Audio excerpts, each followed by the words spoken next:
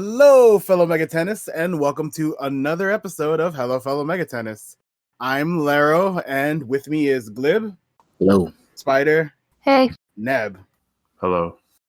Today, we're going to be doing one of our best types of content. We're doing a Spoilercast.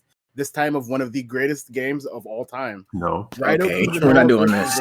We're not doing this. Okay. Raidou Kuzunoha versus what is The the Japanese Soulless name? Army. No, I want to go by the Japanese name.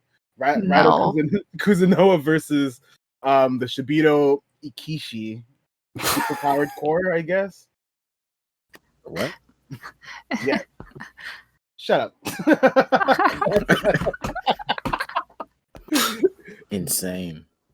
So a little bit about this game before we get into it. Just for you guys who don't know anything, Raidou Kuzunoha, this game was released in 2006 for the PS2. Came out same year for Japan and the West. Well, actually, no, not for Europe because they suck. They got it a year later. Right. As we all know. The game is different from the other Raidou or for the other Devil Summoner games, and also from the other Megaten games in general because it's an action RPG. So think of a fun action RPG like I don't know, what's a good action RPG? Like Anything else? Think like Dark Souls, but if all the gameplay was just one button. Something like that. Raidou is truly the Dark Souls of Megaten. No, hey, there is almost 3 buttons. There's like 3.5. I've never blocked. If I What? did I streamed myself playing the whole game, and I probably blocked like less than 20 times. How did you beat Mishiguchi? I don't understand. We're gonna get into How this did you block later. Mishiguchi? Roll, no, I think rolling is in 2. I face tanked him too. It's not. The only thing is you have to just run in a circle. Well, anyways, before we get into it, I guess. We'll save that for later. Go on. So overall, I did want to list a couple things that happened in 2006 and things that were important in 2006, so you guys can get an idea of what was going on in the world while this game was being made. The planet Pluto got downgraded from being a planet and later got upgraded to being a planet again, like I think last year or something. Something for Glib. In West Virginia, 12 coal miners died. How's it for me? I'm living with Virginia. I know you like coal miners dying, so I wanted to give you something. Oh, thanks, bro. You're right. Now that I This think about doesn't it. sound relevant somehow. I mean, those 2 things are very relevant. Pluto and you'll see later on. And I wanted to list a couple of games that came out that year. So here's a pretty good amount of games so you can understand what we think about this game versus these other games. Mm-hmm. So Twilight Princess, which is a boring game. Yes. Final Fantasy 12, another boring game. Mhm. New Super Mario Bros. Is probably one of the only good DS games. Devil May Cry 3. Bully. Kingdom Hearts 2, yet another bad game. So kind of like this is from the top 50 greatest games of 2006, by the way. Yeah, so Okami. far. And Oblivion, Elder Scrolls Oblivion. Oh, okay. Now you got me. Yeah. Actually, this one was like number 12 or something in the top 50, and I was like, what the heck? It's called World Soccer Winning 11-9. That sounds like a winning title. And it's 11 spelled out, and then it's like 9, so I guess it must be the 9th game, and 11 means something else. I don't know what it. I feel like I had a stroke when I heard you read that. I don't understand. And then some top songs, just so you guys can know: "Bad Day" by Daniel Powder, "Temperature" by Sean Paul, and that "You're Beautiful" song with that guy that says "You're beautiful." Jesus. People are like, 2020 is so bad. It's like, have we really gotten that much worse?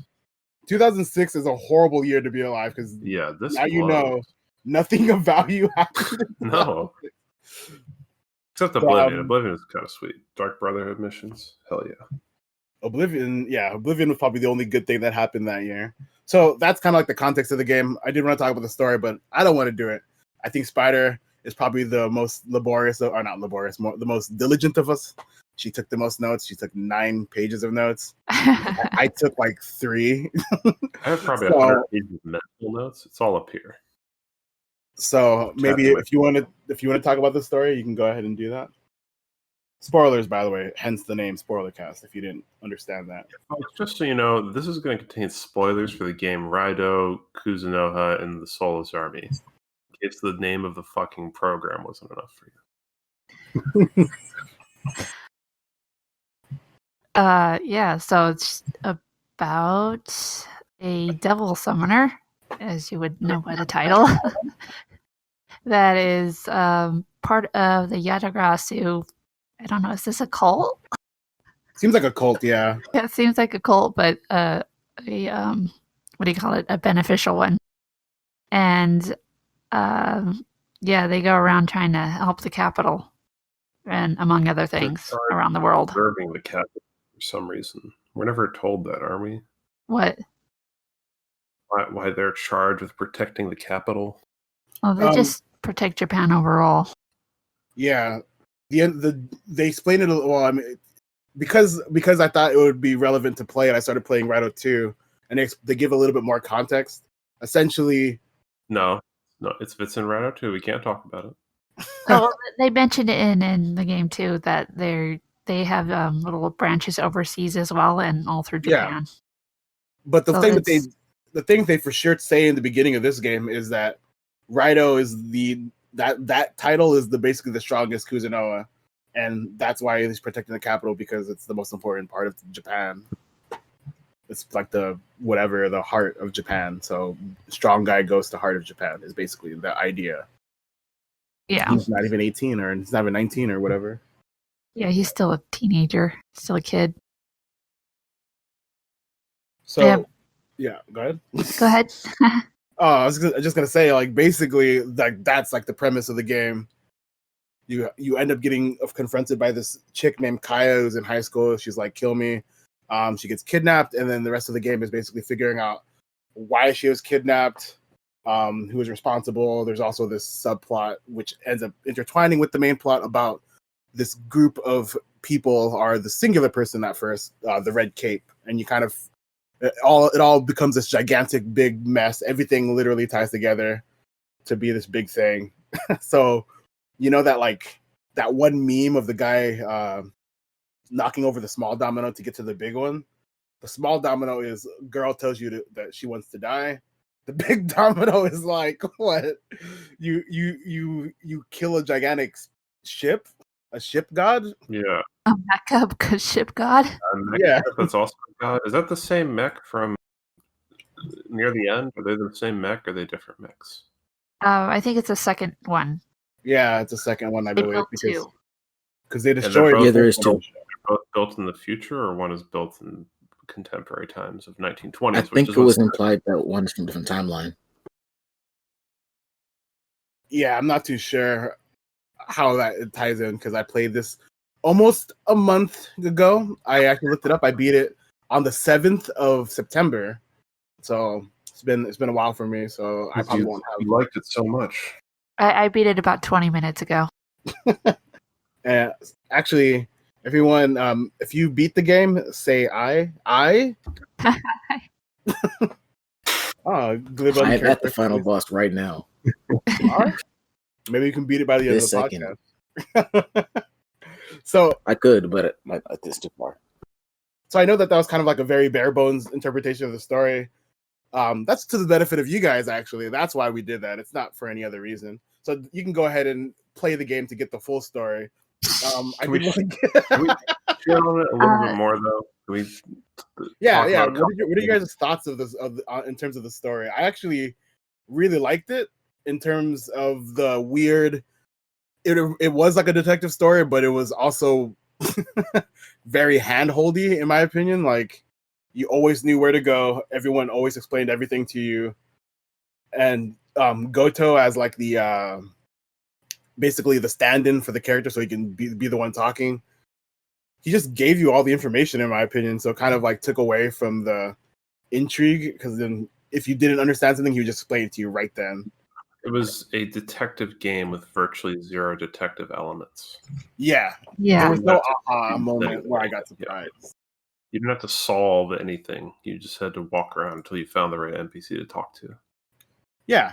like a good idea, a good like comparison for me is like Danganronpa, like the murder parts where you have to like figure out who did it or whatever. There is an element of like actual detective work, and this game doesn't have that. Yeah, for like LA Noir, where you're collecting information and then you can choose to accuse people and try to get them to confess and stuff. Yeah, and maybe there shouldn't be because it's a PS2 game and it's not really supposed to be like that, but still, it's a match between the setting and the gameplay, which is annoying because detective and noir and all that stuff is great.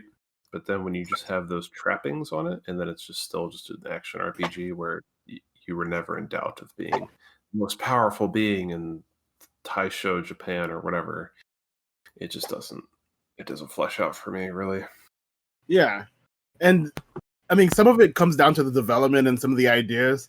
I read that Kaneko did have the idea for this story by the time they were working on Soul Hacker. So like 1996-ish is when he already kind of was putting together the idea of Raidou Kuzunoha the First, which explains why he had that prototype Raidou piece done. I used to think that it wasn't Raidou. Like, I don't know if you guys have seen it, but it's like a guy standing in front of a mirror. There's like a weird ghost thing. I used to think that wasn't Raidou, but because he already had the idea for the character and the general premise of the story, I'm inclined to believe that he already like that was just actually Raidou, but before they like started finalizing information. Maybe. He talks about how this game is supposed to be hard-boiled. He uses that word a lot to describe this game. I don't really know what it means. But he called Soul Hackers hard-boiled, and I'm like, it's not hard-boiled. I don't get that feeling. It's a little dark, yeah, and things don't work out the way you want them to, kind of thing. So, yeah, I think so. I'm gonna look up hard-boiled right now. Hard-boiled is supposed to mean like tough, I think, and like sort of unforgiving. And serious, yes. Here it is. Hard-boiled. Fiction, literary genre that shares some of its characteristics with crime fiction. Okay. The protagonist is a detective who battles violent crimes. Okay. So basically, the only thing that kind of works is that it's a detective, and hard-boiled genre is always supposed to be set in like the 20s to 30s. So that those two things are like there. But it's supposed to be super violent. I don't know if I would agree to that. Some people die in pretty horrible ways. Yeah, at least for me, everyone died. No, everyone that like became a red cape, they all died, which makes the second game really confusing because some of the characters are alive in that game. And I'm like, you just told me. I mean, they for sure died, and I think Spider even said that something awkward happens when you save them or something, or you can save them. Yeah, you can save a couple of the characters, and like it'll show them like what's his name? Satake? Oh. Or no, Kiyoshi. Yeah. It'll show him like after you fight Rasputin in like chapter 3 or something. Mm-hmm. You get the Hiroko comes out of the back of his neck and he like turns all gray and his eyes sink into the back of his head and he falls over and looks like he's dead. And then the workers are like, "We'll put him in an ambulance. Thanks for your help."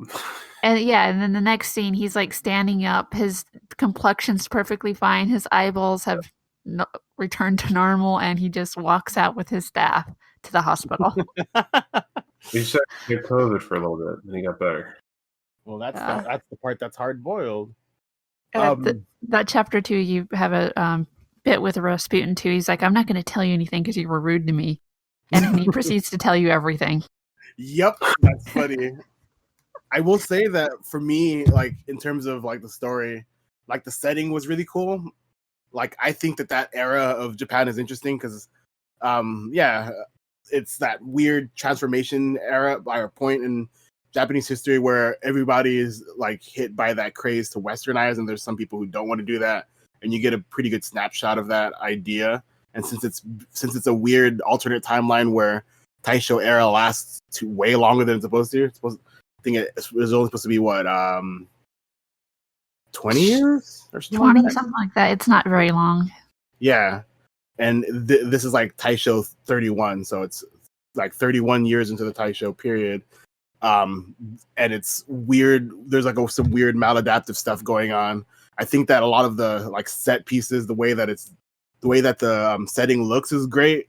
that's actually Masayuki Doi's work.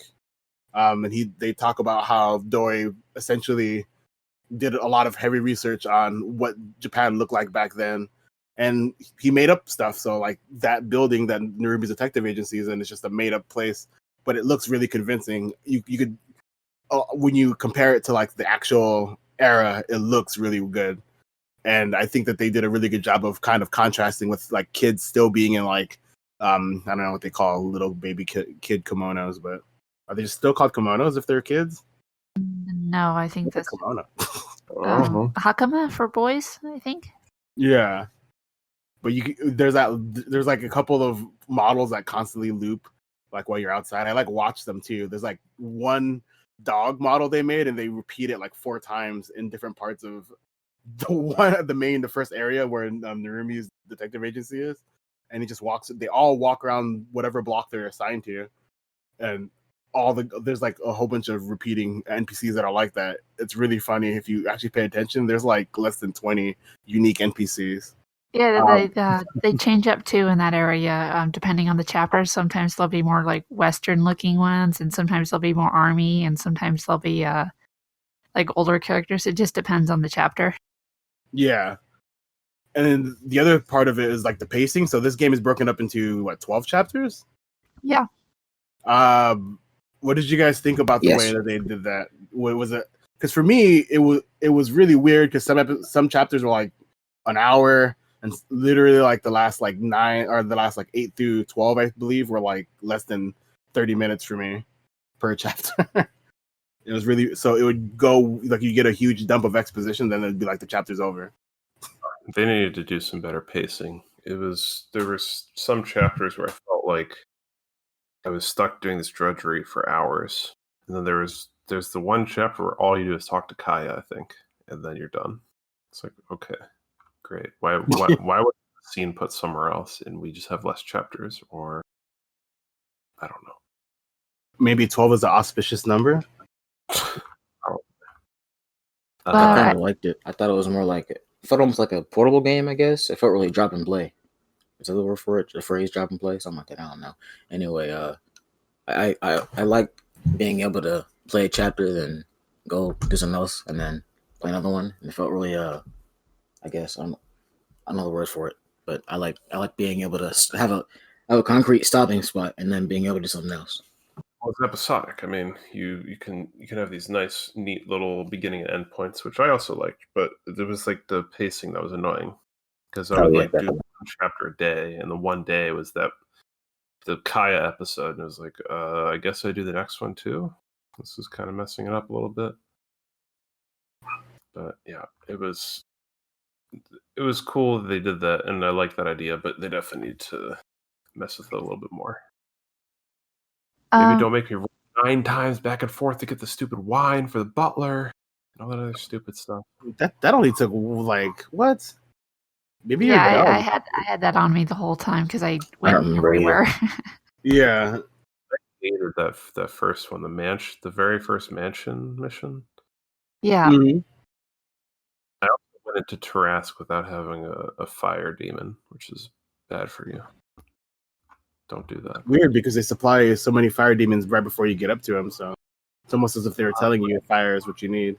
Well, they weren't, because you don't have to have one, so nice try.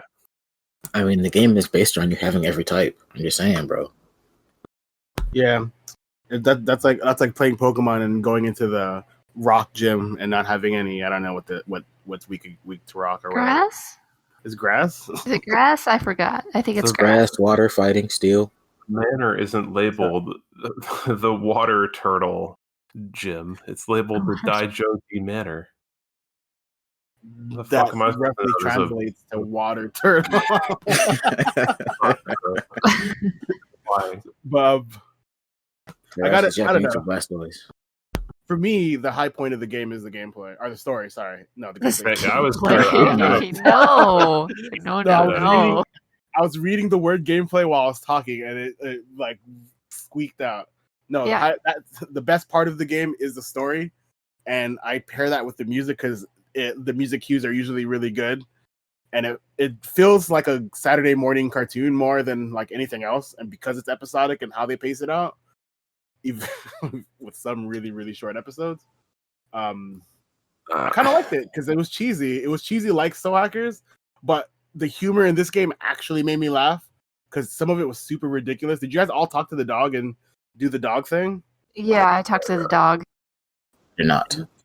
That part like ruined my day actually, because I was like just happy, and this is like when I first started, so I was actually talking to all the NPCs, and there's a at the Amazing Science Lab you can talk to a stray dog, and if you have a demon that could do mind read, you can actually converse with the dog, and the dog talks about how basically humans expanding and building cities and stuff led to deforestation and ruining like habitation for all the animals. So he's lost a lot of like friends and comrades or whatever, and he basically just wants to like, I think he wants to like get that back, or he wants to go home. Yeah, and he can't because basically there's nothing. It's a lot like that movie Pompoko, which is basically the same thing. Tanuki have to leave the shrine due to the shrine getting torn down and being turned into apartments or a parking lot. One big problem is that dogs are domesticated, so he would have yearning to go back to a place that his ancestors haven't been in for probably 100 million years. He's not actually a dog. He's not? What is he? All the residents of that, what is that space area called? Akanara Corridor? Yeah, the Akanara Corridor all have people that can like transverse space and time and possess people or something. Okay. Yeah, he's probably not actually a dog. He's a spirit of some sort. They mentioned the possessing thing. I don't remember that. They mention it when you're in that place if you talk to the people. I talk to everyone.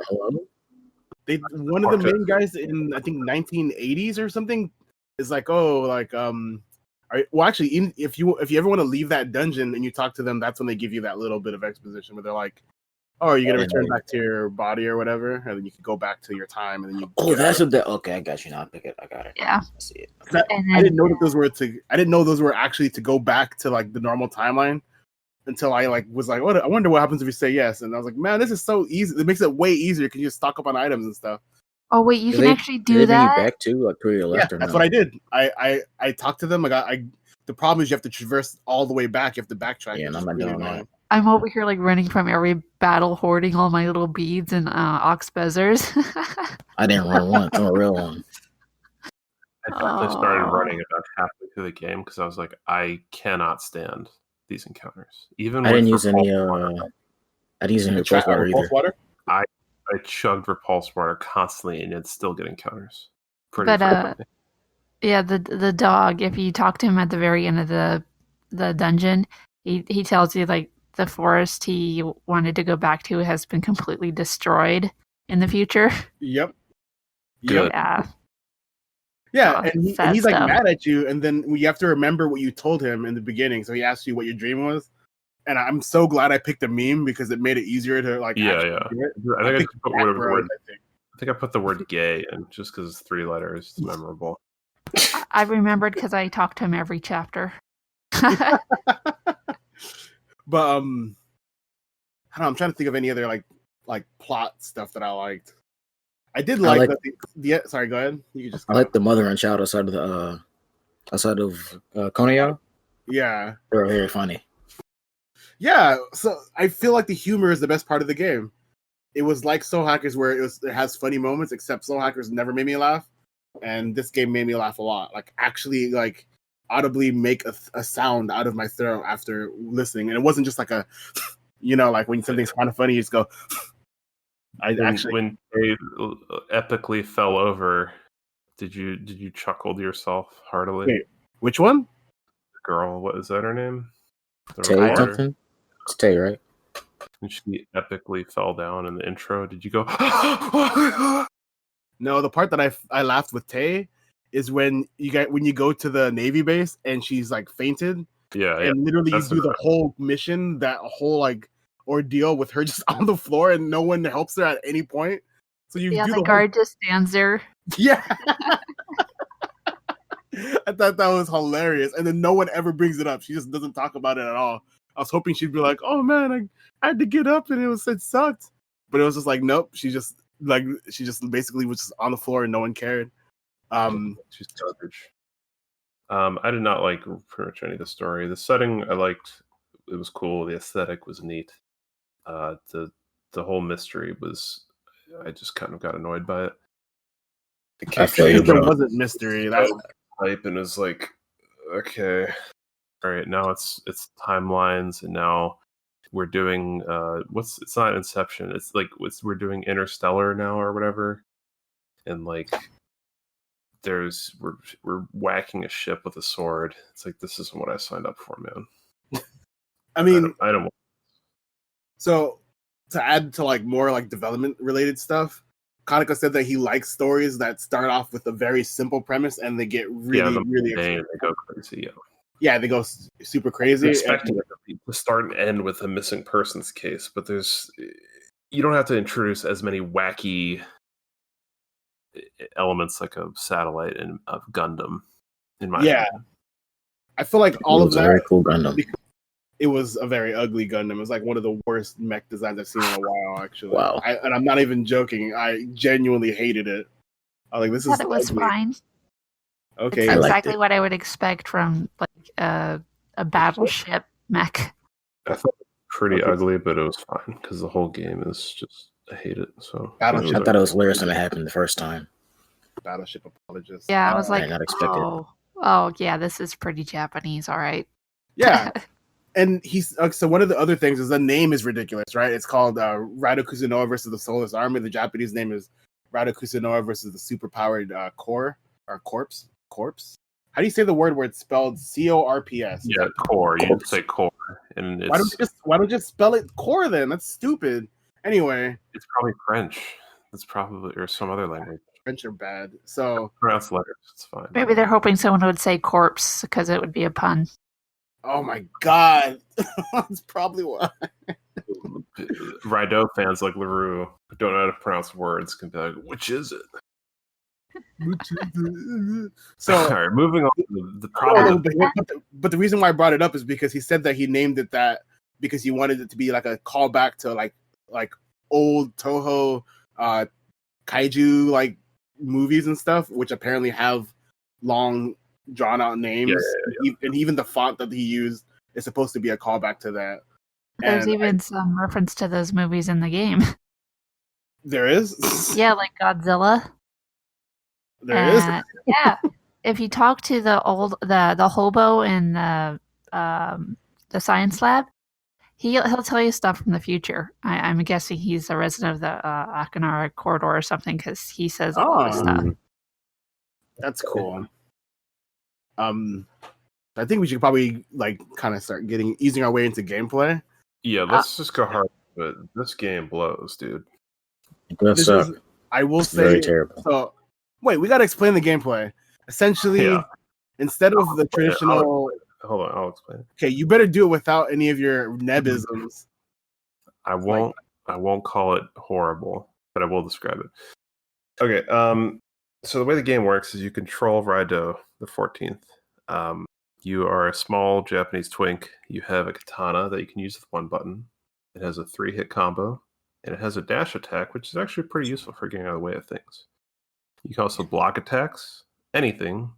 I think you can even block like death attacks and stuff like that. You can also shoot a gun. Yeah, you can shoot a gun, which is worthless. You can load it with all sorts of rounds with ailments and weaknesses, but the weaknesses are bugged because if you exploit the weakness too many times, they'll stop being weak to it, so it's pretty much useless and doesn't do any damage. And then you also have a radial menu, not a radial, but just like a dialogue menu you can open and summon your demons. And you have a demon that can fight with you, which is really the whole point of the combat.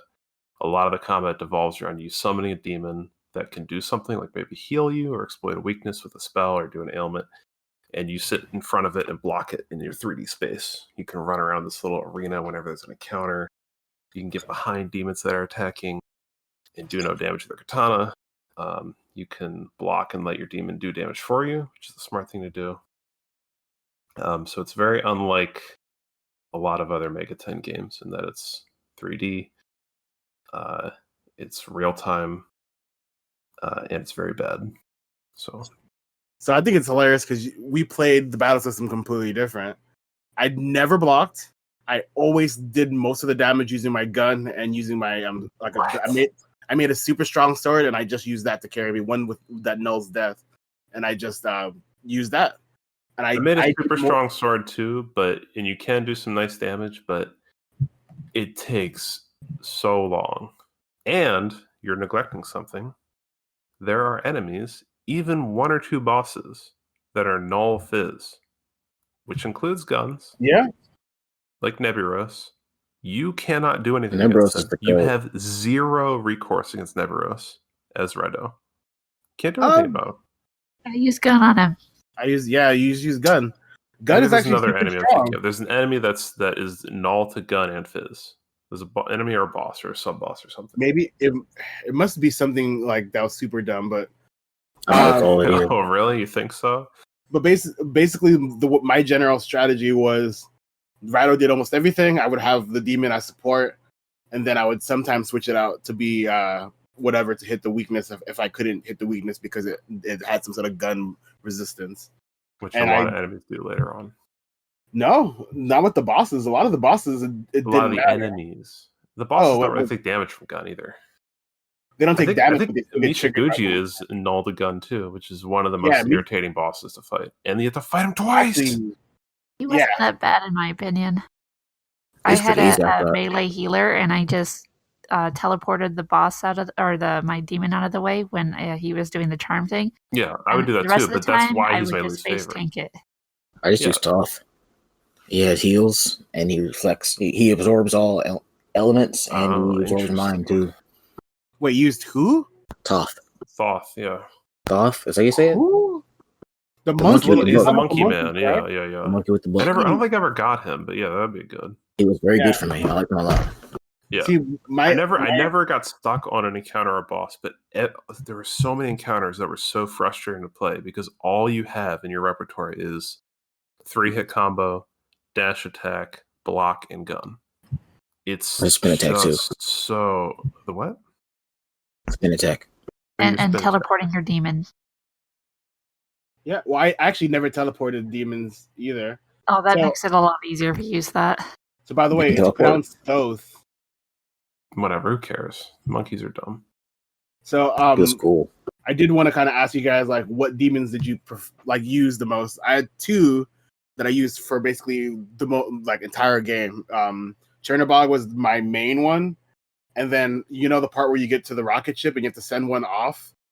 I accidentally sent my my Chernobog and I didn't know that you don't get it back. That's funny. So I assumed they weren't coming back if we put them in a rocket into space in the 20s. I walked in the final dungeon. I was there for like 20 minutes. I just realized, oh wait, it's gone. Rip. But the main one that I used, especially for the final dungeon, was Hirokoto Nushi, the weird grass thing. He has a tree guy. The adorable grass Kodama. Or no, not Kodama. Sudama. Poltergeist. Yeah, and it can transforms into a bunch of things in its boss battle. I love that demon, and the reason why is because it did a bunch of good things. It absorbed force, and I think it absorbed gun, and it blocks death. The only thing is that it's weak to fire, but it has a super high magic stat, so it became really, really, really useful. It's how I beat the final boss. Actually, I just let Hirokoto Nushi just kill it by spamming Zan, and it would for some reason it's weak to Zan, or I don't know if it cycles through weaknesses, but it would trigger the weakness, and then I just kill it. So you let your demon do all the damage for you and enable only in that final battle. Mm-hmm. Okay, interesting. But because you said you never did it, but then you said you did it in the final battle. Okay, but that's only because he was. I'm just doing the math here because never is 0, but that's 1, and 1 doesn't equal 0. Okay, but you also said that basically your way was the way that you have to play, and that's no. I was just saying that's the most optimal way to play because it's optimal if you're dumb. No, it's not. You did it, so you're dumb. I did it for one demon. You did it. One drop roll. Sorry. Okay, but the other part of the gameplay is basically using different demon skills in the real world. There's a really horrible mechanic that I hated where you'd have to send the demons solo. Yeah. Demons move slow. Demons are annoying. It's never optimal to actually fight when you get an encounter with a demon while you're only using your demon. You better can. to run. You can, but it's dumb. It's better to just I'm not run. gonna lie. I thought the solo fights are more fun than the ones with Raidou. Oh, you're dumb. Yeah, because They Raidou's were gameplay is so pretty bad. limited, Raidou's in my gameplay is just opinion. spam square. At least, Yeah, at least when you get solo battles, you can like there's like some strategy. Exactly, somewhat. yeah. You can actually cast spells and you have to be mindful of things. Yeah, it was interesting, but I still didn't do it because I hate the combat system so much. But I agree with you where I observed, I was like, oh, this is kind of cool. I can actually cast spells. This isn't traditional Megaten where I'm some bum who has no magic. All I have is a stupid sword. You can still cast magic. You just have to use your secondary done. skills. Hmm? What? You know, like you could get a katana swing whenever a special comes up, Oh, yeah. or cast like a fireball or whatever. And that was another interesting mechanic is sword fusion. I'm pretty sure that's like a thing in most Devil Summoner games, right? Yeah. But in this game, it's pretty useless. You just have to fuse to make something that has like null death because that's the only one that really matters. It's pretty important. I don't think they even tell you. I don't think they prompt you when it's available until you go to Victor's. You do. Well, Yeah, you have to Victor go to randomly Victor's, though. Yeah. Yeah. Okay, yeah, they that's right, don't yeah. like start the chapter being like, hey, you can fuse swords now. But it's pretty important because it boosts your raw damage by a lot. I think if you went without fusing a sword, you would be in pretty big fucking trouble. I barely used it, to be honest. I used it like twice. Yeah, but imagine if you didn't do it at all. It's like a 15-point increase in the beginning, and you're doing like very little damage. I did like fused the 30 super damage the whole sword. game, to be honest with you. Not 30, like most of it did like I guess 40 or 50 or so. Yeah. Yeah. Then you had almost half of that is the sword fusion bonus. Yeah, the damage stats were stupid. The whole conceit is like Raidou doesn't do a lot of damage on his own unless he's hitting something that's weak to something, and you can't always proc the weaknesses yourself. So you got to have your demon to help you. It's like, okay, now I have to have demons that do every type of magic because I can't do magic, so I have to have my demons have it. It's very annoying. Yeah. And they had demon skills too. Sorry to interrupt. You can go to your point in a minute, Spider. But in the real world, the demons every demon has one little sort of maybe two tertiary skills that are like you can have them scout the area and get you items. It's kind of neat, but doesn't matter. They can give you extra dialogue options by reading minds and cooling Heating people and out who are cooling, people freaking out. You can calm them down or whatever. And some of those are required at certain points, and it's like, oh, I don't have this one. I have to go find that now. It's just another chore to do. That's what it felt like to me. Yeah, that was probably one of the worst aspects of the game for me was that mechanic. Besides the solo demon stuff that you had to do sometimes, especially if you wanted items from the dungeons, it was just like, why? Why do I have to do this? It's not fun. It doesn't add anything. It makes me all it does is make me have demons that I will never use, but I only use in case I have to read a mind once. And almost every time you have to read one mind, usually, if you can't figure out what to do next. Yeah. That's why you keep an Alp the entire game. Yeah, that's basically what I did. God, that's another thing I hated is that a lot of the demons, I would say 70% of the demons that you can summon have annoying walking or movement noise. Yeah. So I was annoying. like, I summoned Alp. I had Alp summoned for like 15 minutes one time, and I was like, are Raidou's shoes fucked up? What is this squeaking noise? Everywhere I go, there's a squeaking noise. And then I had to pull someone else out, and I was like, oh my god. That was her the entire time. And That was Raidou anybody too. with a poison move, beep, beep. Yeah. Oh, I Yeah. hate that. And this game, by the way, is the first game to have professional voice acting. All the other Megaten games would have the Atlus staff do the voices. That's funny. But I didn't actually like it though. I kind of liked the little voice things that when they came out, or like because they'd only do it a little bit. Although in combat, sometimes they would like freak out and yeah.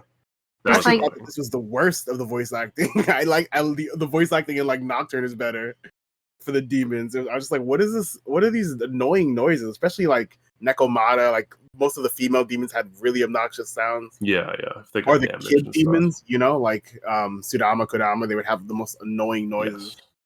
Yeah, Spider, what was the point you're trying to make before I talked over you? I don't remember. Damn it. Wow. Yeah, I'll take your spot then. I missed out on a lot of things. That's okay. Yeah. Oh, Well, we'll try to salvage something. Okay, And we'll be quiet for the next minute and go ahead, Spider. Go off. I Go don't have anything to say about the gameplay. You guys are good. okay. I'll say something. It's basically bootleg Golden Sun, but Golden Sun's way better. This is nothing like Golden Sun. What are you talking The about? investigation stuff. What are you talking about? It's definitely Oh, very Golden Sun. that's kind of the Like gameplay. literally Golden every Sun gameplay has wall- puzzles. You're talking about when you push X Some on say it's a something? bad version of it. That's not investigation. Most RPGs have you push X to pick up stuff or push X. That is not what Golden Sun is like, bro. What are you talking about? Golden Well, Sun, yeah, you I have, can't remember yeah, because still Golden Sun explicitly, you have You like push stones specific- around. It's not just that either, though. Oh Nope. my gosh, you have to like I only- use your Okay, skill. you also melt ice. That's not that. There's one puzzle in this game. Remember that? Nope. The laser field puzzle with the rocks or whatever the fuck was going on with that. There's another that. puzzle where you had to remember a long string of words. That was like puzzling because I was like, why did they do that? I think I at don't that even point remember that one. I literally was just following the FAQ because I wanted to just zoom through it. It was a thing to talk to the photo, the booth to get into the secret headquarters. You had to memorize this dumb long number, which Well, you know. was it only like 5 digits? I don't think No, it was that. it was like a phone number. It was like 9 or 10 digits. What are you talking about? Oh, I wrote that down. It's for the phone booth. And the Canon Battery 4. Yeah, I wrote that Yeah. down. I just kept saying it out loud until I. Yeah, you're gonna look like a madman just saying that long string of numbers out loud. 099-134. Well, that's how they would have done it in the Stone Age. That's what Final took place. I don't know if they had numbers in the Stone Age. They had paper then, bro. they had paper in 80 years ago. Like, what are you talking about? Hold on, I have to years bring ago. up another Raidou 2 thing just because it's hilarious to me. This Because isn't too Spoilercast. I don't care, Neb. Some people, 2 people in this Bring up podcast Madden 2014. so long that I'm already halfway through the next game, which is not even the next game in the Spoilercast series. I'm already halfway through. This game is so bad. It's easy. It's very easy. It's just dabbing sponges. Yeah, gameplay wise, this game is very So brain dead. You don't ever really have to think, in my opinion. I told you had to trim your fingernails with a pack of gum and nothing else. And it turned out to be the easiest thing in the world, but took 9 hours to do. Would you complain at all? Would you say, "Oh, it's easy though. I don't care. Who gives a shit"? It's because in some instances, It really especially costs you a work day. I'm just this is my rationale. In many Megaten games, the gameplay itself is not super enjoyable, in my opinion. A good example would be Mach X, right? Yeah, that gameplay is terrible. I kind of like Mach X gameplay. It was weird, but it was like boring. Yeah, Circle strafing? I played Yeah, that was all right. and Shao was okay for certain. I like it for the novelty, at least. It's just boring. It was nausea-inducing, just circling around a boss until it died. Yeah, I like when you got the president's powers. That gameplay ruled. well, yeah. Different fighting styles were cool. The gameplay was way better in Mach than fucking Raidou 1. The point I was trying to make. The point I was trying to make is that in general, you don't have to think a lot. Can you believe But it? this game, the biggest problem for me with gameplay is that in the battle, I was in menus way more than I thought I would need it to be. I was constantly swapping demons or That's actually like demons or it resets your block stun, I think. If But you it's go to dumb. the menu item. I know it is It's extremely dumb. dumb. They shouldn't have done that. They should have preserved your block stun. But if usually like you get hit and Raidou like flinches when he blocks and he's pushed back, which you've never done, of course, so you wouldn't know. But for the other 2 people who have a brain, you've been blocking. You know what preserving your health is like. There's like a period of time when you're still blocking and you can't do anything. But if you access the menu, that period of immunity or whatever is over, and you can immediately start doing stuff. Yeah. Actually, I recant my strategy. My main strategy wasn't to dodge; it was just to have 99 of every healing item, because what you do is you keep going to Konoya, and the more you buy, the more you're able to to hold. And I would just hold as many healing items every time. I didn't really need them because I had Jack Frost out the whole time, and he would just fill up my inventory for me. And then I fused Okuni Nushi with a revive and a heal spell. And I used him until the end of the game, basically. Yeah, for I think all I the got bosses. him with resist fire or something somehow on accident, and then I started realizing, like, God damn, this guy rules. Yeah, Which he's one? great with a heal on him. Okuni Nushi? Yeah, he's like the white guy. He's like really tall. Of course, you'd favor the white guy. The white guy. No, my favorite demon was the poison tree, I think. Yeah, he was the one I used the most, and then Neberos was second. Animation. So, like, the one fucked up thing about the game that's so weird is, like, every character has their own unique, like, regular attack animation, and it has, like, different, like, what seems like reach and active frames and stuff. Like, Chernobog was your favorite, but his regular attack, if you didn't give him another physical skill, is he takes his sword out and pokes it out in front of him, and it's an extremely narrow, like, hitbox. So if he's not facing directly at someone, he'll take his sword out and poke it and miss, and then he has like a recovery frame where he like pulls it back and gets ready, and people just are wailing on him. So I fused with the other abilities really. So he was dog shit for me. But I feel like that's every take in this game. The faster demons tend to be a lot better than the slower ones. Yep. Yeah. Some of the slow ones are really good though, like Oni and Tarask, because Tarask's basic attack is huge. Oni's is huge. The tree is like gigantic. You can hit everything.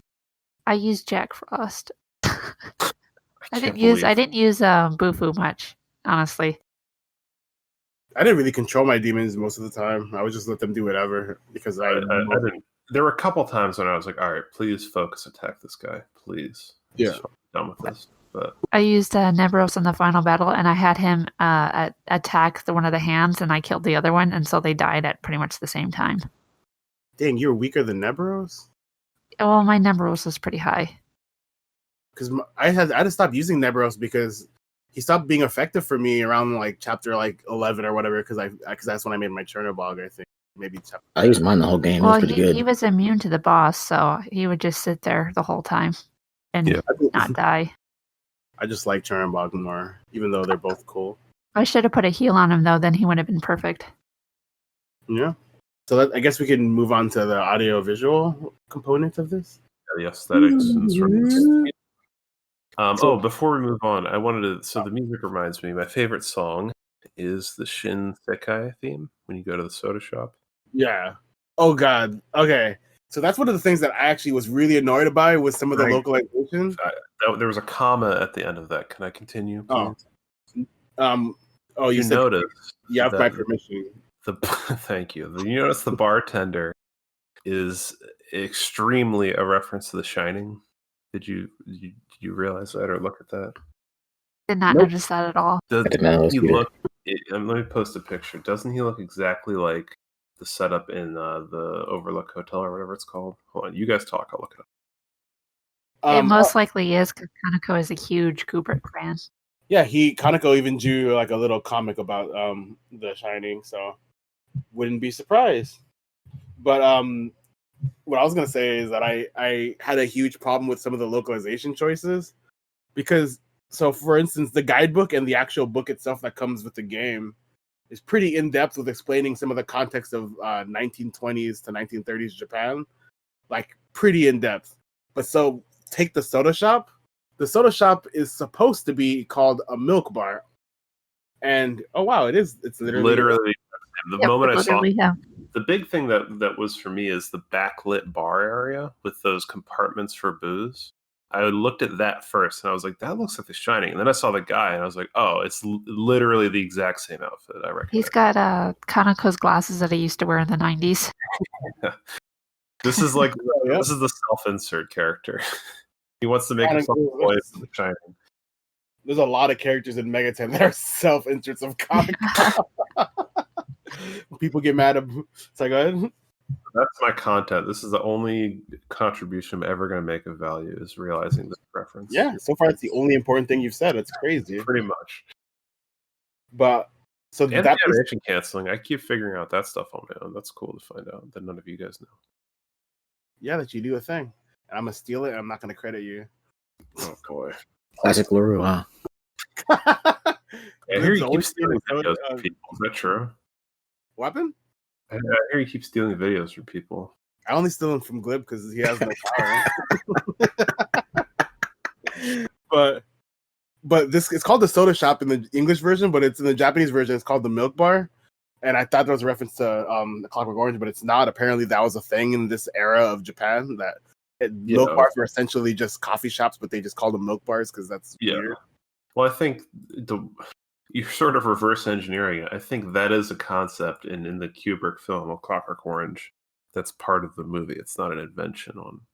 No, but I'm saying like what it actually is it's literally called a milk bar, but what it really is, it's just a coffee shop. Yeah. And even the Japanese version, you still get sodas, I believe, which I don't understand, but it's a milk bar. There's like a lot of like weird little changes that they did for this game that were like that, and I didn't understand why they would do it, but they just did. I can't think of any other examples because I didn't write any of them in my notes because I thought this was the best example, and apparently.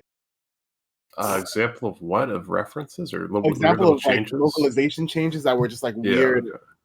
Goto's speech seems very casual for his character. Like in the Japanese, he's very formal and high and mighty. Is he supposed to be? So I don't know if this is a spoiler for 2 or not. Is he supposed to be the first Raidou? He literally tells you in this game right before he dies. The one thing I saw is he said, "I've watched over all of them since the second," and I was like, "Oh, I guess that." Wait, is that what he means by that? I didn't guess that either. Yeah, that's what he means. He's the first. That's what I assumed, but I didn't know if it spelled that. But I also skipped a lot of dialogue, so I just want to clear that up. Yeah, they talk about he also says something about how he was taught with the other. He was taught by the first summoner or whatever. Oh, okay. Him and the other 3 or whatever. But I skipped a lot of dialogue near the end, bro. You're bad. So, but yeah, he's Raidou the first, and apparently there's a punishment. By the way, I don't know if you got that, Spider, but him being a cat and watching over the rest of them isn't because he wants to do it. It's a punishment for something. Yeah, when someone does something bad in Buddhism, they get demoted to a lower plane. So, like, animal would be below the Asura. Yeah. So that's cool that he did something bad, probably being in this game. I will say that him speaking 1920s, 30s slang was like really annoying because I'm like, this being, especially when you find out that he's Raidou the first, that means that he was like from the 1800s or whatever. Why is he talking like this? He should be talking like Morgana, where he uses in Japanese version of Persona 5. No, like it's really looking cool, Raidou. There's characters too that are like very traditionalist, and they don't like the modernism of Japan at all, and they talk in the same slang. I'm like, they'll talk about how they don't want it to be Western, and then they'll end with like a Western thing, Westernism, and it's like, you know what? Yeah, I don't want one out Westernism. See, that was whatever that was, the Penguin. Yeah, something like that. I was going for like an old timey villain. Don't ever do that. Gangster, right? I can only do pirate, really, when it comes down to it.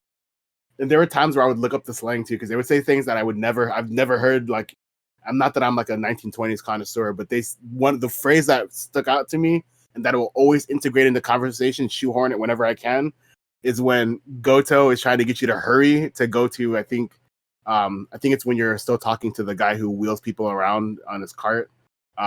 He says, "Let's beat feet," and I was like, what the heck? Beat feet? So I looked it up, and it just means hurry up. But it's like, how have you not heard that? Yeah, that's like a thing. So I grew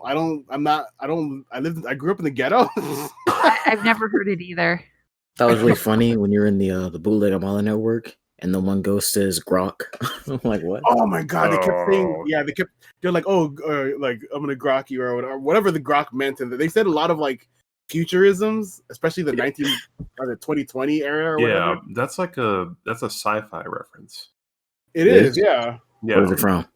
It's from I think it's from Terry Pratchett or some other sci-fi author, and it's a special term for knowing something really well or whatever. Being able to fully understand something. Well, it's from Heinlein. It's Stranger in a Strange Land. Hmm. That's where the grok thing comes from. It's that. And yeah, it's just they would do stuff like that, which is cool because it shows that they were translating it directly, because I think that Kaneko would be very much aware of like old sci-fi, or they were doing very good just like research, because it would make sense that they would have future speak, you know. Yeah. But at the same time, it was just so dumb. Like the future speak was always dumb. I think they did pull some Clockwork Orange stuff, didn't they? Say like Vidi or something. That's also, again, this is something that's existed outside of Clockwork Orange. You think Stanley Kubrick invented like weird street slang? Stanley Kubrick's the first place that said Vidi. Yeah, I don't think so. Where did you hear the word Vidi? I grew up in the ghetto of London, so actually, God, Vidi's the old Bill over there. That's big feet. Yeah, so that was a callback to 5 minutes ago. God. Okay. So, suffice to say, that was cool of you, Neb, to find one reference that no one else in the world knew about. Mm-hmm. So, if for anyone who's listening an hour into the podcast, good job. You just heard something unique. No, good. I did that earlier with the what was he called? The Shining guy, Lloyd. No, that's what I'm talking about. I'm tying it back into the one unique, helpful thing you did. Yeah. So, but I guess we should talk about the visuals / audio. I talked a bit about how I really like the background work. For me, the standout was the character models and the way they were animated. It looks like the best, I guess, transformation or iteration of Kaneko's art into like 3D for me. So I really liked it. The only time that was weird is when they would do. There's the scene where you kidnap Rasputin. Like I've always seen that weird clip of Raidou looking very ugly. I never knew where it was from, and then it turns out it's from that scene where you bonk Rasputin on the head and you take him back or whatever. And it's such an ugly looking model. It's like the worst looking look for Raidou. And whenever they would do a face that wasn't a very normal face, it would just look awful. But aside from that, I don't know. The visuals were cool to me. I thought they were pretty ugly, to be honest with you. The pre-render scenes especially looked terrible to me. Oh, I'm not talking about that. Yeah, the pre-render scenes were awful. Yeah, they look pretty like muddy and weird. Yeah, I see the GIF you posted. That's pretty funny. I want to get a freeze frame of him. Like, if you look at him, he looks sort of like is smiling maniacally when he goes in for the kill. You see that frame I'm talking about? No, yeah, that's the frame that I'm talking about. Was really ugly. The smile on his face is so disturbing. Oh no, and this is a Smash reference at the top of the GIF. I don't know. When I see Gator talk, I don't know who Gator is. I don't know. Who cares? So, I don't know. To me, I think the downfall of the CG or whatever, the pre-rendered stuff, that like was bad. But I thought it was fun still because it had like a weird charm to it. And it was like I was telling Glib before, it's ugly, but that's what makes it cool, kind of thing. But I guess I'm in my. It's just ugly. It's just ugly, bro. I'm sorry. Yeah. That's gonna be the thumbnail for the video. Is that ugly Raidou? Yeah. I love that frame. It's so good. But can you get part of it where it's like he's more following through with the swing, like the bottle or whatever it is above his head? Maybe I could try, but yeah, give it a shot. I like how menacing that is. Anyway, does anyone else have anything to say about the visual? Because we can talk about the music. Yeah, the fashion Kaneko did for this era is very, very accurate, I think. You see some of the NPCs in their kimonos with the checkered sleeves and stuff like that, and especially with Narumi and Tei, they fit that stereotypical like modernized person back then. So like they even had a name for it, a mobo and a moga. And so like the trope was that the girls would have short hair, wear hats and suits and stuff like that. The guys would have longer hair and loose fitting ties and also wearing suits and stuff like that. Even those round spectacles that Munakanta is wearing, the general, those were extremely popular during that time too. So those were very in fashion in the 1920s.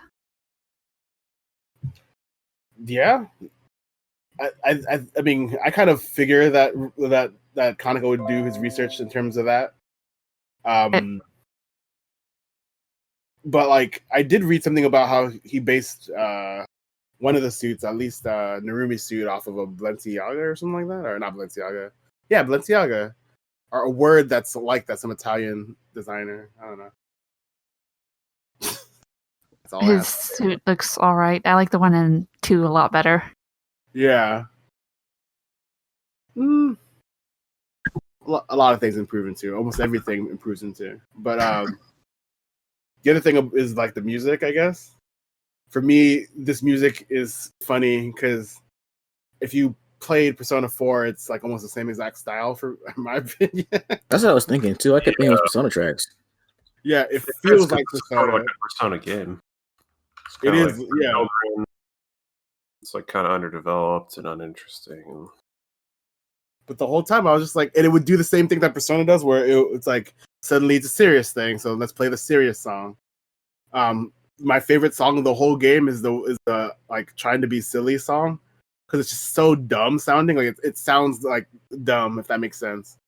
Like almost carnival like, but it's also not as good as some of the other like silly songs that Megaten has produced before. But it almost always caught on whenever Tay was talking, because she would always say something dumb. But I like the music despite its kind of, I guess, mediocrity. Yeah, I didn't really feel a lot of it, because what was the last game we talked about? We talked about Soul Hackers. Yeah, Soul Hackers really had its own vibe with the music. I really liked it. It had its own like voice. It didn't feel like anything else necessarily. And then this is like you said, sort of just knockoff Persona music almost. And there's nothing that really ties it to being Raidou. Like you could probably substitute this to another game, and it would. I disagree. Wow. I mean, so the 1920s, 1930s, jazz was being, well, it was already really popular back then, especially for Japan, with radios now taking over and pushing out older forms of art like theater and all that. And it really just like defines the whole, even the 1920s in America too. It was just like a very popular thing. And I think it fits perfectly with the whole, oh man, I'm so tired right now. The aesthetic and the setting and the themes. Yeah, I think it fits well with the whole rebellious atmosphere of this era. Yeah, that's fair enough. One of the other things that Kaneko said about the development of this game is that this game is supposed to be like an optimistic, like Japan, let's better ourselves thing. So that's why it's set in that transitional period, because it was a transition into like betterment for Japan. And then on top of that, I guess when this game was in development, 2005 or so, Japan had like its highest rates of unemployment, of like rapes and murders and stuff, and whatever of its time. It was like at an all-time high, and he wanted to do something positive. So I guess the music kind of reflects that, because it's really optimistic. This was during an economic boom too, right now, and then the crash soon after. I don't know why I laughed at that, but yes. That's what you get for being optimistic. I think that, I mean, the music fits, but the problem is 2 years later, Persona 4 comes out with a very similar style of music. Instrumentation doesn't really lend itself to the setting, because it's all like synth stuff, right? No, it's not real live instruments, but they're all supposed to be like saxes and stuff. Yeah, a lot of the horn stuff doesn't feel good. It doesn't sound good to me at all. I think maybe something could have been done about that, and I would have liked it more. Yeah, I mean, another thing about the development is Meguro did want to do live instruments, but he couldn't do it either. I don't know if it was because of time or because of money, but I think it was money. Probably both. Probably more than money. Yeah. But they don't even have voice acting when they obviously meant to have voice acting in this. Yeah, you could tell that they're supposed to have voice acting. It's funny. Not funny. It's sad. Not much. But yeah, the quality of the music, like as in the literal audio quality, the like synth or whatever generated sounds aren't as good sounding because it sounds cheap. Yes. Even if the music is well composed, it doesn't matter because it sounds kind of cheap. Kind of like the compressed music in Nocturne, you know? That sounds better compressed because it's very edgy and dark and grim. Yeah, you want it to sound like it's underwater. Yeah, I do. I want Fierce Battle to sound like it's being played out of a boombox that's 3 blocks away. Can I replace everything with the piano tracks? Nope. Yes. That's allowed. But yeah, I don't know.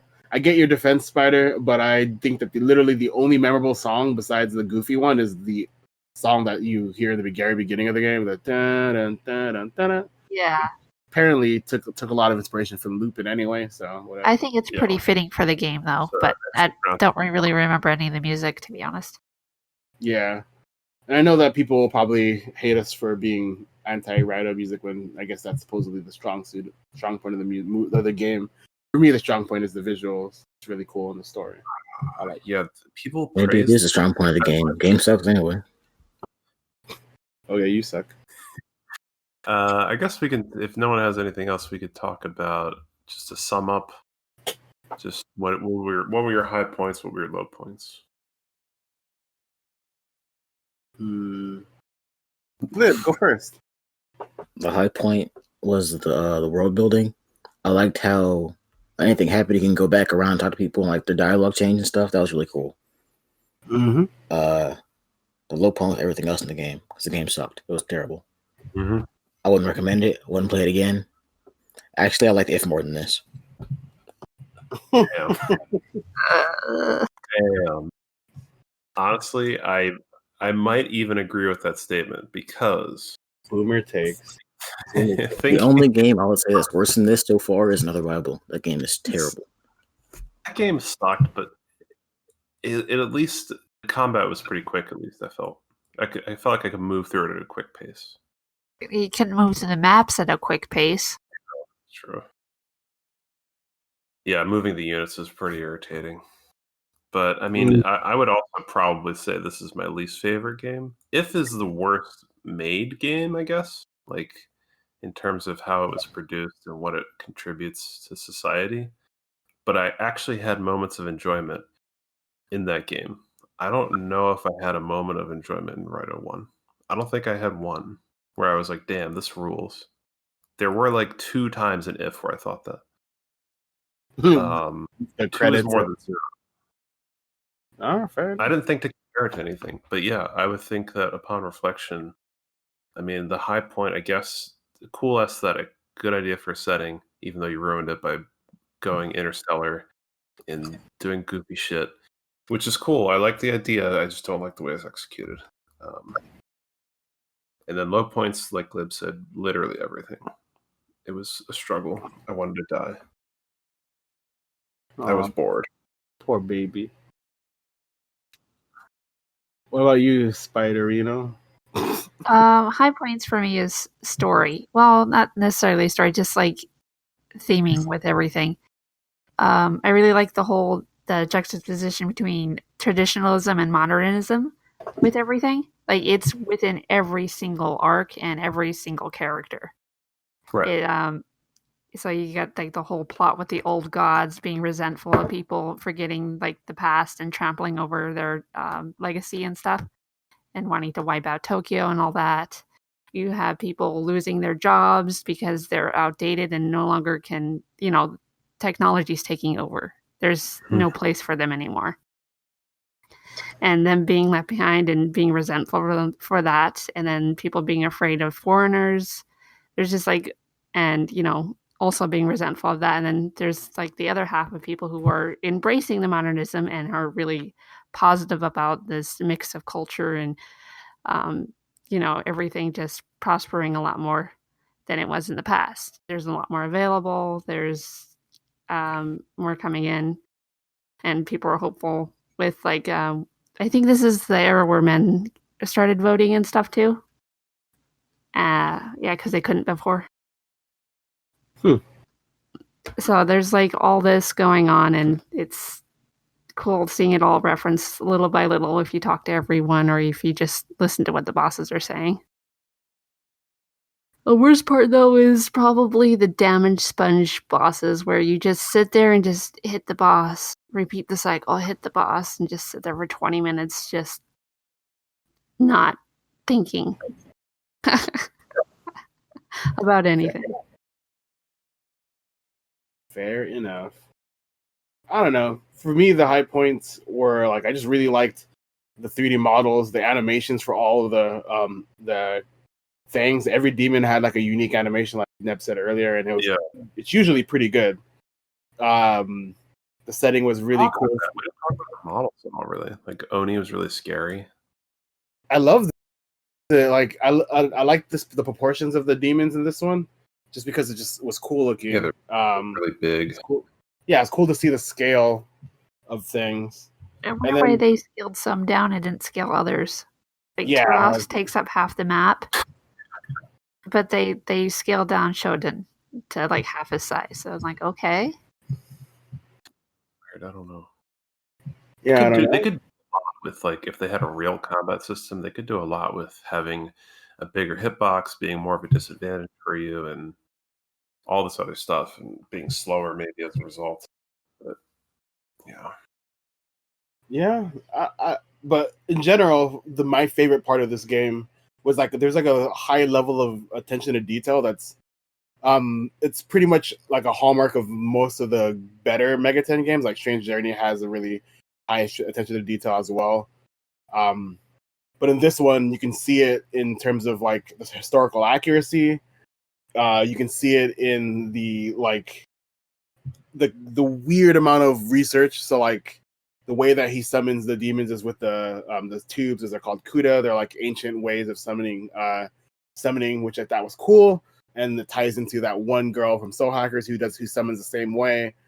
And like the demon tube thing is like just one of the old traditional ways of doing it. The way that what's his name does it is interesting too. Rasputin, he used the matryoshka. Nesting dolls. Babushka girls or whatever. I thought the matryoshka are really cool. Yeah, they're cool and they're funny. And his little animation when he ducks inside of them is hilarious to me. Oh yeah, when he like danced too when he first got in it, like I was just like, this is so racist, like a tone deaf. Like, doesn't he do like the kick dance? That slide dancer was cool. That's exactly what he does. I thought I hallucinated that the first time I saw that. He was sliding, bro.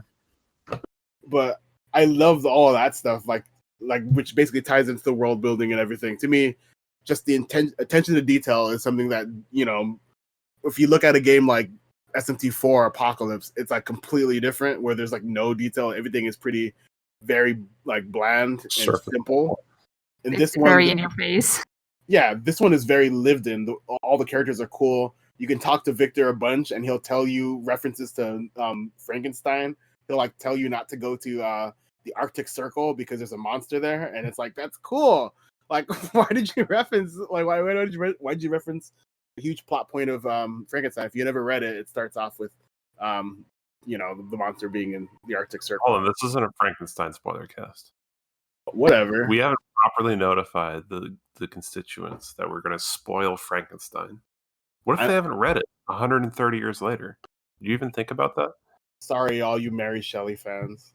Like two of you. I stand Mary, and I still haven't read Frankenstein. So respect my rights. Do not spoil Frankenstein, please. It's pronounced. His name is Frankenstein's monster. He has the monster is what he's called. The name of the book is called. Spoiler. Shut up. So but I liked that. It's just cool. It's SMT4 does that too, where you can talk to the characters and there's a lot of cool dialogue. But this one was kind of like more fun because it would reference everything from SMT1 when you're in the Akarana corridor to just like events of that era or things that whatever context, and it just builds the world to be interesting. So that was like high point. The low point was mostly the battle system. I hated it a lot, actually. It's bad. I pushed square a lot. Like Yeah. I should have like tied a counter to my DS4 or whatever so I can see how many times I pushed square, but that's basically the game is push square, the video game. Push square, block, teleport your demon, win. I never blocked, never teleported demons. The only other thing I pushed was the menu so I could heal my demons. But the biggest minor change they could have made to make the game 100% more palatable is just reduce the health of everything by like 60%. You don't have to waste all your time. They don't have to rebalance anything. You can just zoom through the game. But, it's having all that health while engaging with that health in a bad way is like, oh man. And I hated it because it feels artificial. Like they were like, man, this game is only 25 hours. What can we do? Or actually, it's probably like, this game is only 18 hours. What can we do? 7 hours pressing square. Yeah, those last 3 chapters, those bosses are just sponges. They don't do anything. Through a gauntlet of all the bosses. Like, come on, man. I didn't have a problem with the other ones because I had higher level demons. They weren't hard. No, they weren't even hard. It's just like, come on. We're doing all these again. Yeah, apparently.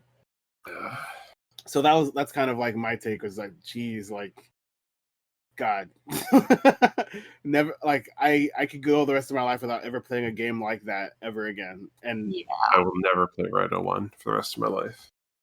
But which is kind of funny because this game has a lot of New Game Plus content and a lot of content for like end game or like when you're doing whatever else.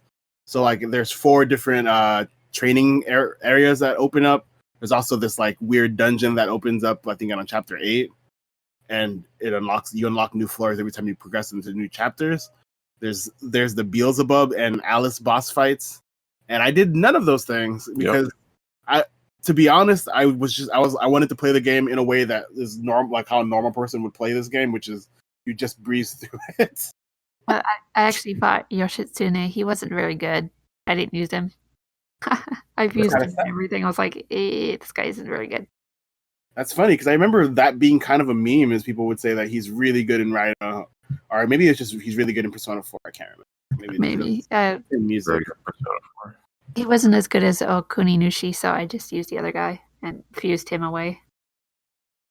I almost played New Game Plus, by the way. I only was going to do it because I wanted to get Raiho, which is the only way to do it is New Game Plus. And a new character or something or what? Raiho is just basically, you know that detective Kazama. You can talk to him at all points of the game, and basically, I think what you're supposed to do is you're supposed to do that throughout the New Game Plus, and he'll just give you another outfit for your school, which makes no sense because Raido is wearing a school uniform. Why does this adult have like another school uniform for your school specifically? Anyways, he gives it to you. You do a bunch of stuff. I got a problem with. Yeah, maybe they went to the same school. Yeah, that reminds me. I just remembered. Why does Raidou wear the hat into the bath? It's supposed to be a funny thing. I thought it was just dumb because I'm like his hat's like gonna get ruined that way because that's what I was thinking. Yeah, it's probably just funny, or they forgot to add the hair underneath the model or something. No, they mentioned it in the game too. It's a joke. It's probably both, where it's like, do I want to model Raidou without his hat on, or do I want to keep it on because it'd be funny if you were fully nude except his hat? That is kind of humorous. I like that. Yeah, they for sure didn't model the hat because I've seen what the model looks like, and it's just like there's nothing there. But like this game, it's brain dead.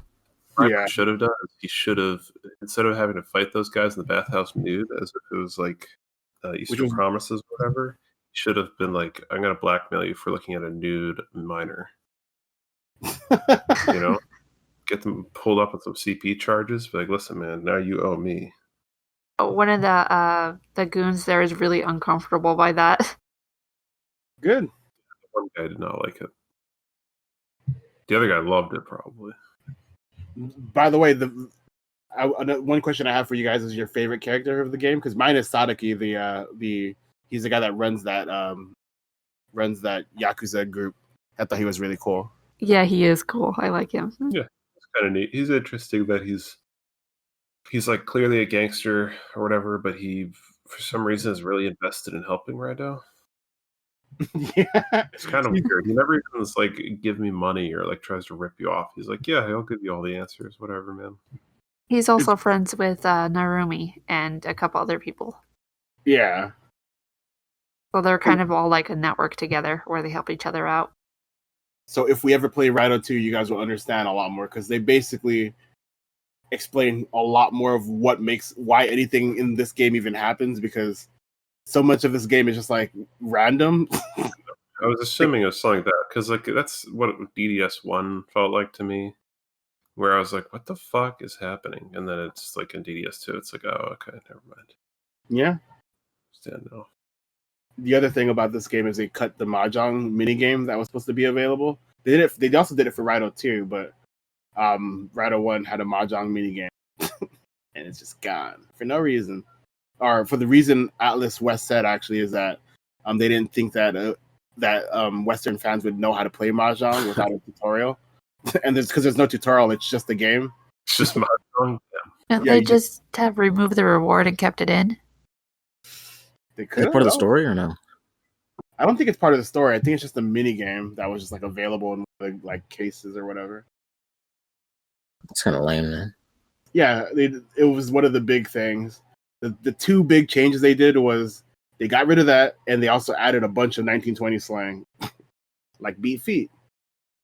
Like those are the two things that I read when I was reading at least the Atlus West interviews for this game. That's what they were like. Oh yeah, we tried to keep it as original as possible.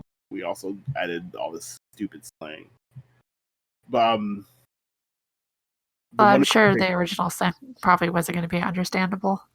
Yeah, but like I said, the guidebook, the actual strategy guide for this game, is like it has 10 pages of just explaining Japan, like what Japan was like before you even get to the actual guide. Because the game is so simple that like there's not really much to explain. It's like push square. Yeah. But the other thing I wanted to do or mention, by the way, is that this game has one of the rarest Jack Frosts. It only appears in Raidou 1, as far as I know. It's Samurai Frost. I actually posted it in our chat. It's really unique. I don't know why he doesn't show up in the main game. It only shows up in New Game Plus, and it's just crazy. It's just the Jack Frost, but samurai, and his little samurai war flag has the happy face. He looks like a Neko Shogun. Oh yeah, I wonder. Helmet, pretty much. But it's just so random. I think that's the only like Megaten like Frost that doesn't have like fan art, because it only shows up in such an obscure way. Yeah. But yeah, I don't know. I don't have anything else to say about this game in terms of the ratings. What do you guys? Like ranking against the other Spoilercast games, or out of 10? First, just out of 10, and then I want to see where you guys where your power ranking is, basically. Yeah, I'd say 1 out of 10. Jeez. I mean, for me, I play video games for the video game part, so that's very heavily weighted towards that. Although I did like the setting and some of the aesthetic stuff, it was not enough to make it a good video game, to me, personally. And I'd probably rank it last, maybe tied with If, I guess. I don't know. Maybe worse than If, because again, like I said, there were probably at least 2 moments in If where I was like, this is cool. All right. What about you, Liberty?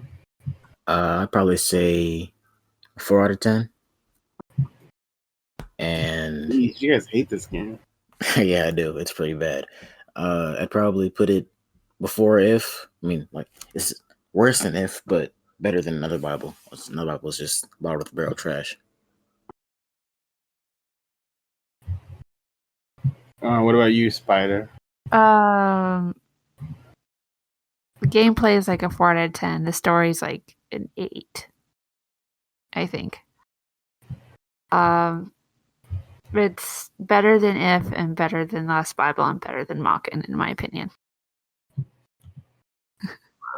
Yeah, I would rate this as the best game that we've played so far. Not actually, no, sorry. No, that's Soul Hackers. Prologue. No, Synchronicity Prologue is the best game we played so far. That one's good too. So okay, I guess it's kind of like what you guys did. So basically, if I was gonna just consider the gameplay, it's like a 3 out of 10 because the gameplay is really boring. Like I don't think it's fun at all, and I'm someone who plays who can tolerate any kind of bad gameplay if the story is decent, and the story redeems us a lot. It's like a 7 or 8 out of 10. The world building is like a 10 out of 10, and the art and stuff is all kind of like uplifts it. It's definitely better than If for me because it has a story, so that's already enough to be better.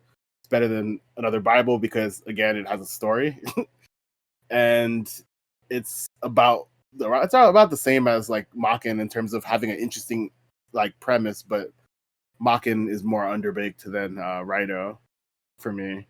I didn't find a whole lot interesting in Mockin, honestly. Well, you don't think that some like making a sword soul thing is interesting?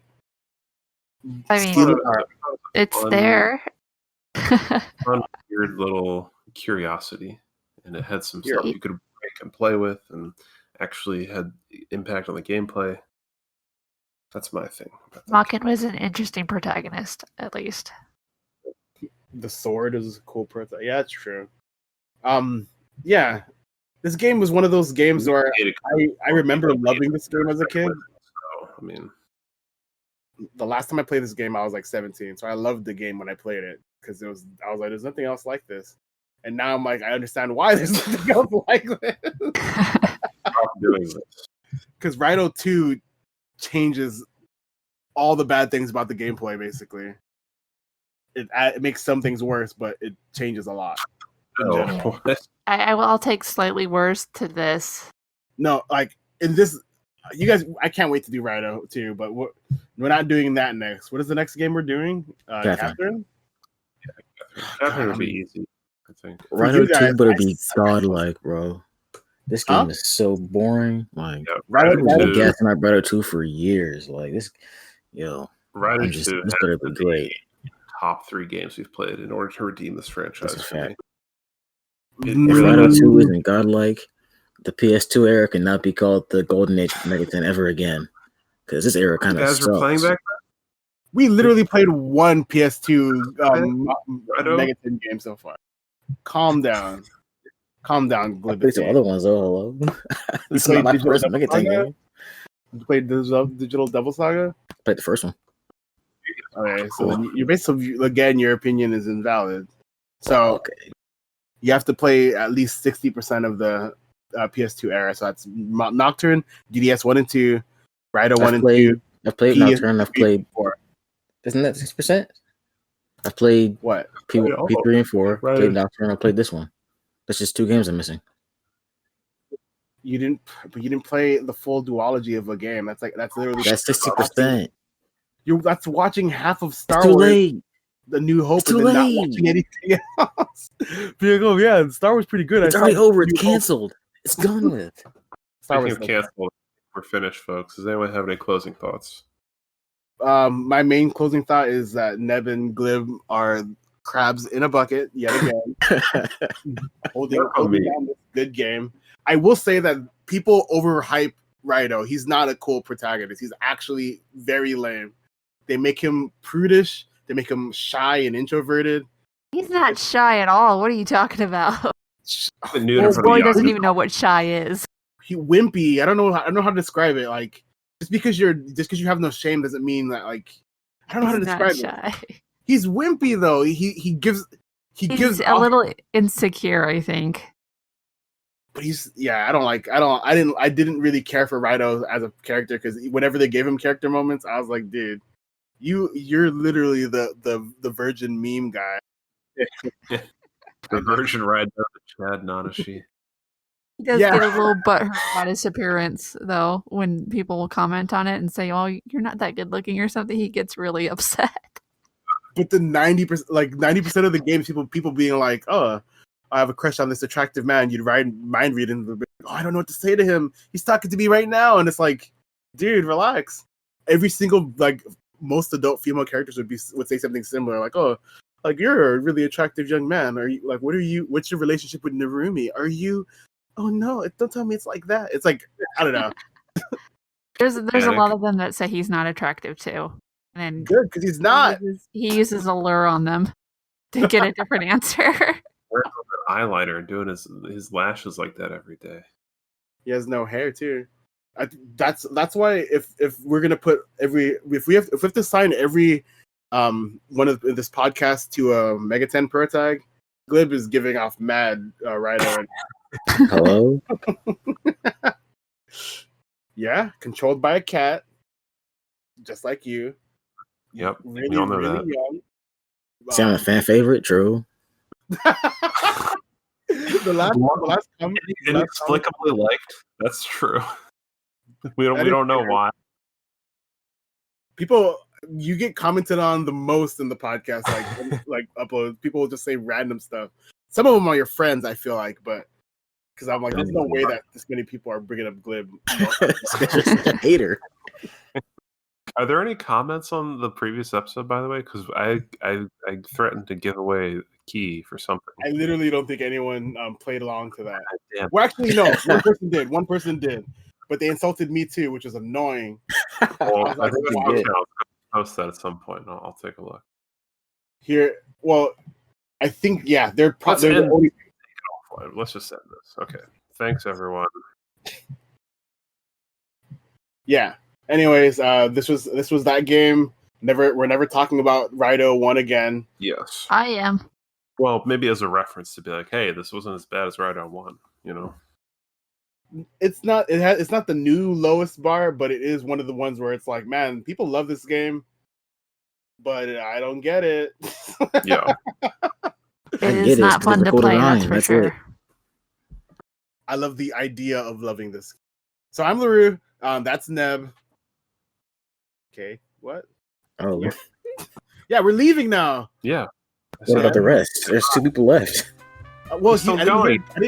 I didn't hear you. Okay, Spider. That's Spider. Goodbye. And Glib, who sucks. He hasn't beat it yet. Got him.